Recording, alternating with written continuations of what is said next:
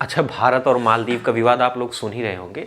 मालदीव जो है 1200 द्वीपों का एक देश है और केरल, भारत के केरल तट से अगर हम लोग देखें तो लगभग 400 का एक देश है। और भारत के केरल तट से अगर हम लोग देखें तो लगभग 400 किलोमीटर की दूरी के आसपास वो देश है।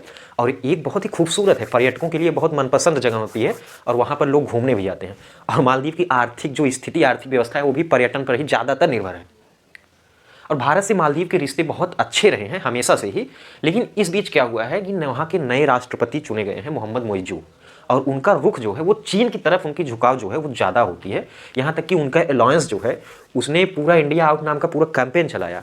और जैसे ही शपथ, देखिए अमूमन क्या होता है कि वहाँ पे जब राष्ट्रपति शपथ लेते हैं तो वो सबसे पहले भारत का दौरा करते हैं, क्योंकि भारत में मैत्री संबंध है और भारत का ही दौरा करते हैं। लेकिन मोहम्मद मोइजू शपथ लेने के बाद वो सीधा तुर्की का दौरा किया और ये जो परंपरा बनी हुई थी इसको भी उन्होंने तोड़ा। देखिए मालदीव को अगर हम लोग देखें तो वो रणनीतिक स्तर पर ही बहुत सूटेबल जगह है। यहाँ पर हिंद महासागर के बीच में है और हिंद महासागर में अगर वहाँ पर जिस देश की सेना रहेगी उसका हिंद महासागर पे दबदबा बहुत अच्छा रहेगा। तो वहाँ पे चाइना भी सोचता है कि हम यहाँ पर अपनी सैन्य टुकड़ी रखें। भारत का खैर है ही, लेकिन ये राष्ट्रपति जो है इन्होंने शपथ लेने के बाद भारतीय सेना को वहाँ से वापस जाने के लिए कहा है। और इस विवादों के बीच वो चीन के दौरे पर गए हैं, 5 दिवसीय दौरे पर।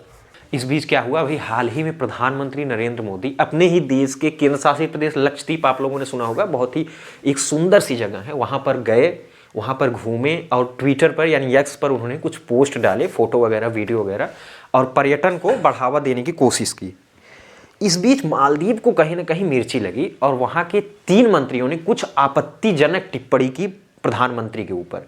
हालांकि प्रधानमंत्री ने मालदीव का नाम तक नहीं लिखा है उस पोस्ट में, लेकिन एक तरह से वो समझे और उन 3 मंत्रियों ने आपत्तिजनक टिप्पणी की और उसके बाद विवाद शुरू हो गया। सोशल मीडिया पर बहुत ही तेज स्तर पर विवाद शुरू हो गया।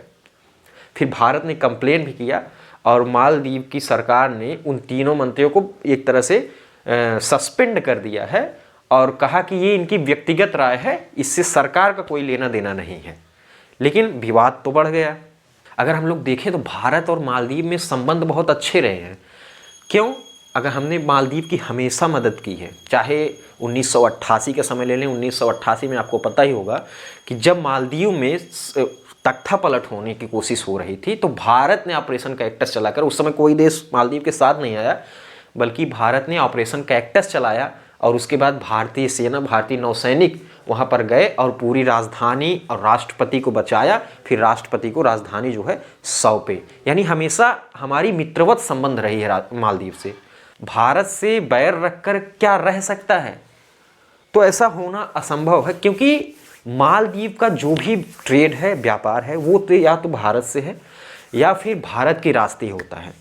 तो इसलिए उसके लिए मुश्किल हो जाएगा। हमने उसकी मदद की। अभी कोरोना के समय जब कोरोना चल रहा था तो हमने 1 लाख वैक्सीन मालदीव को दिया और मालदीव की बेहतरी के लिए बहुत अच्छे काम किए। मालदीव के लिए कॉलेज, स्कूल ये सब खुला है भारत में मालदीव के नाम से ही। और जो वहाँ का माले एयरपोर्ट है, हमने अतिरिक्त कर्ज दिया हुआ है वहाँ के एयरपोर्ट बनाने के लिए। तो तमाम ऐसी सेवाएं हमने। अच्छा, मेन बात ये है मालदीव का जो ट्रेड है, जो भी ट्रेड है वो या तो भारत से है, भारत के रास्ते है। और मालदीव की अर्थव्यवस्था आपको पता ही है पर्यटन पर सबसे ज़्यादा स्थिर है। और भारत से कितने पर्यटक वहाँ पर जाते हैं आपको पता ही है। भारत तीसरे नंबर पर आता है वहाँ पे पर्यटक जाने वालों के। और अगर भारत के पर्यटक जाना बंद कर देंगे तो उसकी जो आर्थिक स्थिति है वो वैसे ही डैमेज हो जाएगी। तो मालदीव के लिए भी भारत से बैर रखना आसान नहीं होगा। हमने बहुत मदद भी की है मालदीव की। और जैसे भी आगे क्या रणनीति बनती है, भारत सरकार की तरफ से क्या होता है और मालदीव की तरफ से क्या संबंध बताए जाते हैं, राष्ट्रपति का क्या होगा, वो सब सारी चीज़ें जैसे ही आएंगी हम लोग फिर डिस्कस करेंगे। तो आप लोग चैनल को सब्सक्राइब जरूर कर लीजिएगा ताकि हर न्यूज़ जो है वो आप तक मिल सके। आप सभी का बहुत बहुत धन्यवाद।